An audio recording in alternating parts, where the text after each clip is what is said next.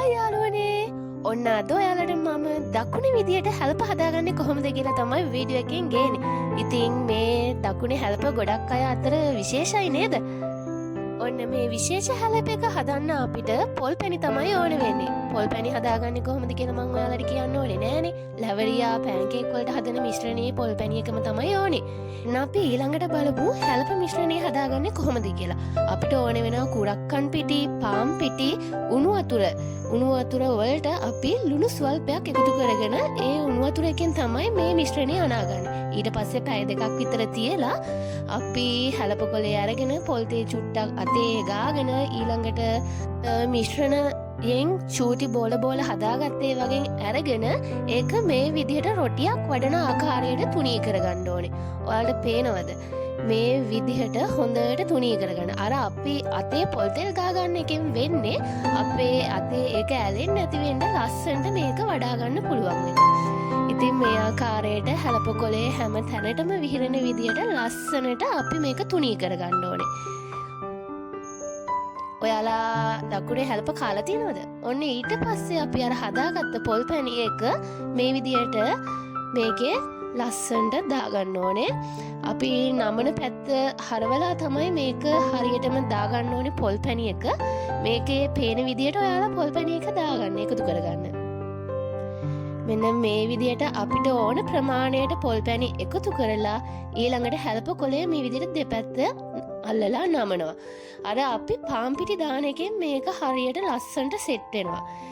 යාළුවනේ ඔයාලට මේ වීඩියෝ එක වැදගත් වෙයි කියලා හිතනවා නම් ඔයාලා මේක සේව් කරගෙන තියාගන්න. ඒ වගේම තවත් කෙනෙක්ට මේක බලන්න පුළුවන් වෙන්න ෂෙයා කරන් යන්න. යාළුවනේ ඔයාලගෙන් ආදරණීය ඉල්ලීමක් කරන්න තියෙනවා. ඉතින් අපේ වීඩියෝ එක හොඳයි නම් අපේ වීඩියෝ එකට ලයික් එකක් දාලා ඔයාලා හැලප හදන්නේ කොයි විදිහට කියලාත් කමෙන්ට් එකක් දාගෙන යන්න. මම නම් ෆස්ට් ටයිම් තමයි මේ විදිහට දකුණේ හැලප කෑවේ. අතරම මාරම රසයි. ඒ නිසාමයි මම ඔයාලට මේ වීඩියෝ එක ගේන්න ඒක රෙකෝඩ් කරගත්තේ. ගාල්ලේ ගිය වෙලාවේ තමයි මම මේ වීඩියෝස් ගත්ත. දැන් අපි මේක ස්ටිමර් සෙට් එකට දැන් හැලප ටික දාගන්න තමයි යන්නේ. දැන් මේක ස්ටීම් කරගෙන තමයි මේ හැලප හදාගන්නේ. ඔයාලා දන්නවනේ ඉතින් කොහොමද හැලප ස්ටීම් කරගන්නේ කියලා. ඔයාලට මෙහෙම ස්ටිමර් සෙට් එකක් නැත්නම් ඔයාලගේ රයිස් කුකර් එකෙත් හදාගන්න පුළුවන් ඉදියප්ප හදන. ඔන්න අපි මේ විදිහට තමයි හැලප ටික දරලිපේ තමයි තම්බ ගත්තේ.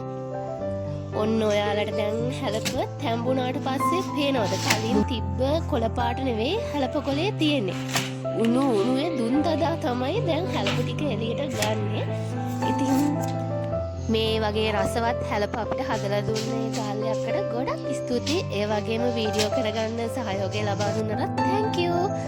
ඔන්න මේ විදිහට හැලප කොලේ ගලවලා අපි බලනවා ඒක තැම්බිලාද තියෙන්නේ කියලා. දැන් තැම්බිලා තියෙන්නේ කියලා කිව්වා. ඉතින් මම දැන් හැලපයක් මේ තෝරන ගමන් ඉන්නේ. කාලා බලන්න. කටහඬ පොඩ්ඩක් අවුල් අසනීපෙන් ඉන්න ගමන් වොයිස් කරන්නේ. සමා වෙන්න. ඔන්න ඉතින් හැලපයකුත් තෝරගෙන ගිහින් අපි කාලා බලමුකෝ රස කොහොමද කියලා. ඔයාලට පේනවද මේක හොඳට තැම්බිලා තියෙන්නේ සොෆ්ට් එකට. මේ ඇතුලේ පැණි පොල් එක ෂෝයි සුපිරියට තියෙනවා.